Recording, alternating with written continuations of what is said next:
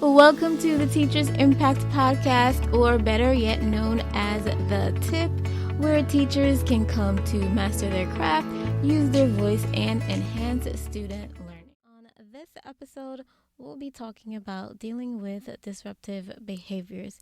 So make sure to stay tuned so you can learn.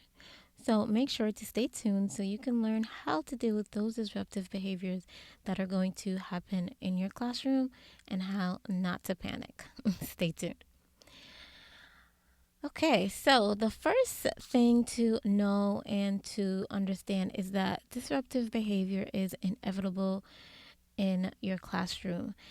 I have been in the classroom for a number of years, and every year I've had students with disruptive behavior. There's never going to be a perfect year when every single child is on their best behavior every day, all day.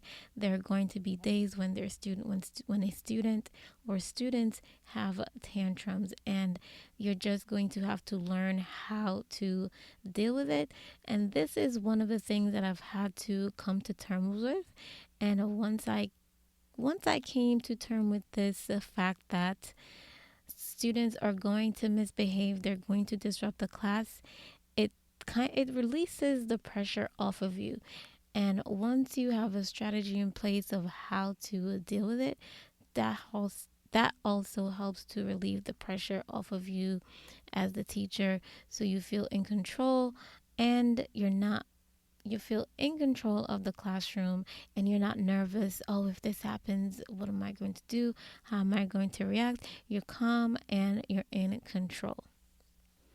The second tip to know is that your planning and response is what will make the difference. You want to make sure that you have a classroom management plan, and I talk about this in episode 48. If you want to go take a look at it and take a listen, please go and do so, because it will help you to know what to put in a classroom management plan and how to get you started. You can also go to the website. I have a classroom management plan letter template that you can use to help you. So when I say response, I mean when a child misbehaves, how do you respond? Do you lose your cool? Are you calm? Are you somewhere in the middle? There are going to be times when you lose your cool, but you have to pull yourself back quickly. And so your response is going to either escalate the behavior or is going to de-escalate the behavior. So one of the things I try to do as a teacher in the classroom is to take a deep breath. And it sounds like such a simple thing, but it has really helped me this past school year. When a student is having a tantrum or they're acting out, the first thing I do before I respond is to take a deep breath. And it really helps me to choose the better response for that child's behavior at that point in time. For example, I had a lot of boys in my classroom, and they're very active. I had about 2 to 3 boys that would be having tantrums at one point or another. And so I have one particular boy. He would get very upset if he did not get his way, if somebody did not give him something that she wanted. It would be a tantrum, and he would talk back. Everything. Very intelligent little boy, but could be very disruptive at times. And I literally had to close my eyes and take a deep breath. And there was one day when he got really out of control. I took a deep breath and I said, okay, Miss Ogilvy, take a deep breath. I felt the release of him acting out, knowing that it wasn't about me and that it was about him. So what I did to adjust the situation, I said, if you're upset, what I need you to do is to put your head down on the desk and again, take a deep breath so you can calm yourself down. I didn't get into a power struggle. I myself took a deep breath. Once he saw that I was calm, I was taking a deep breath, and I wasn't going to get fazed by his outbursts and his tantrums, it helped to calm him down. Was this 100% proof? Was this 100% foolproof all the time? No, but it definitely did help me because I had a few boys that would have tantrums. And so that was very helpful to me. And it's something that I suggest you try. It seems like a little thing, but it's not. It's a little thing that gives you big results.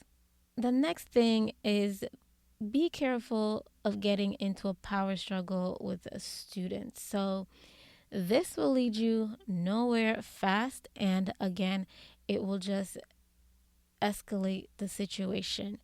And I'm going to be honest, I've had power struggles with students when they want to be in control. You're the teacher and you feel like you need to be in control. Again, as a teacher, you need to keep the students safe. That's your main priority in the classroom. And you have some students that are going to push that barrier and you have to put your foot down. But again, like I said before, it's not taking their behavior personally as something against you. This is a behavior that they're doing at this point in time because they're angry about something. You're not exactly quite sure what it is, but before you do anything, before you get into a power struggle with that student, you have to realize that it's not about you, and you have to separate yourself from the behavior that the student is doing.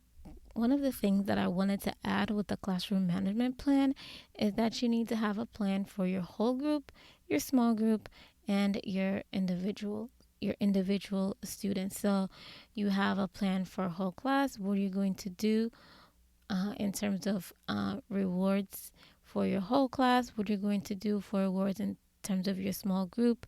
And what are you going to do in terms of reward for individual students? Because you will have individual students that they may need something specific to help them to get throughout the day, to help them to learn certain skills, to help them to be more successful in the classroom. So just making sure that you have those three things within your plan is going to help you deal with those difficult behaviors when they come up. The next thing is to teach pro-social skills to the students in your classroom as a preventative measure.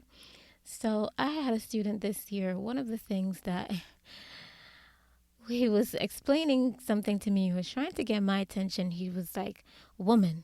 And at first I was really shocked and surprised by it because the way how he said it, he was expecting me to answer, and he thought it was okay to just call me woman out of nowhere. Yes, I'm a woman, but the way how you're referring to me in this specific situation is inappropriate. And so and when I spoke to the student, he said this is something that he sees his brothers do at home.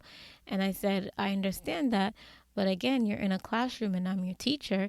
You don't refer to your teacher as "come here, woman." That's unacceptable. And he understood this and it didn't happen again. He's a child that listens. But once I explained to him that this is not an acceptable this is not an acceptable behavior socially, he made the conscious effort to not repeat it again. And so this is why it's so important to teach pro-social skills, because most students, or some students, they just don't know, and they are young and they're still learning. Okay, so finally, some key takeaways from this episode is: one, have a classroom management plan as a preventative measure.